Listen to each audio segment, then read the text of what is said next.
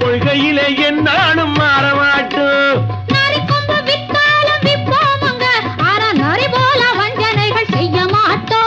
பாசிமாடி ஊசி எல்லாம் விற்போமுங்க, ஆனா காசுக்காக மானத்தை எரிக்க மாட்டோம். நாங்க புதுசா கட்டிக்கிட்ட ஜோடிதானுங்க, நல்ல பாட்டு படிக்கும் பாடிதானுங்க.